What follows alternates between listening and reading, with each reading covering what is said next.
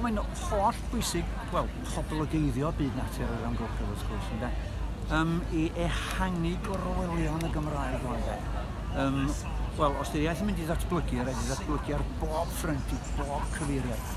Ac i drin byd natur ac yn y blaen, wrth gwrs, mae rhaid i ni gael yr eirfa a hefyd gwneud y pwnc yn boblogaidd. Dyna pam dwi wedi bod yn hynhel efo darparu enwa Cymraeg drwy banel enwa Cymdeithas y Llwyd wedi bod wrthi yn cynnal cyrsia mlas yn y fwlch a falle cyrsia cyhoeddus, cyrsia Cymraeg wrth gwrs ynde. Ac wel, drwy galwad cynnar wedyn yn trin a trafod byd natur a'r amgylchedd. A does a ddim rhaglenni tebyg i honna. Mewn ieithoedd eraill, mae'r Gymraeg, mae'r galwad cynnar yn unigryw mwy neu lai. Yn drin ag ac mor rhwydd oherwydd bod y terma a'r enwa a bob dim gynnon ni sydd yn gwneud hi'n bosib yn neud hynna. A dipyn o hiwmor a balli de, nid o'n boblogaidd, a dyna di'r pwynt, poblogeiddio byd natur allan. Os gynnwch chi, ydych chi sôn am enwa, terma, os gynnwch chi ffefrynnau neu bethau sy'n sefyll allan? Wel, ar gian anol, mae'n gymaint o waith fod i'n gwneud gymaint o ffrio weithio efo rei terma arbennig i llynde.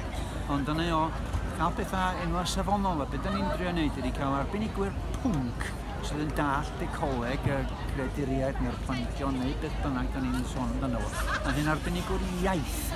Bruce Griffiths ydy'r ieithydd fel arfer, neu Richard Hinks ag ati fel wahanol grwpiau hefyd. Ond cael y cyfuniad yna, ac wel, mae o.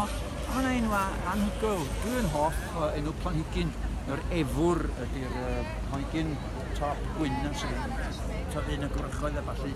Wel, mae'n anfarth o'n mawr hefyd. Wel, yr efwr enfawr ydy hwnnw, a mae efwr enfawr yn enw bachog yn dri.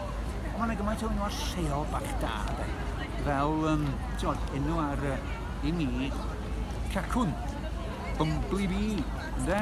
Wel, mae gen ti Billy Bomen, y lawr yn y de yna, Cachdi Bwng, yn de Ceredigion, a balli. Ac ar gian yno, mae'r cyfoeth yma lleol fel yna, maen nhw'n hwyl, de.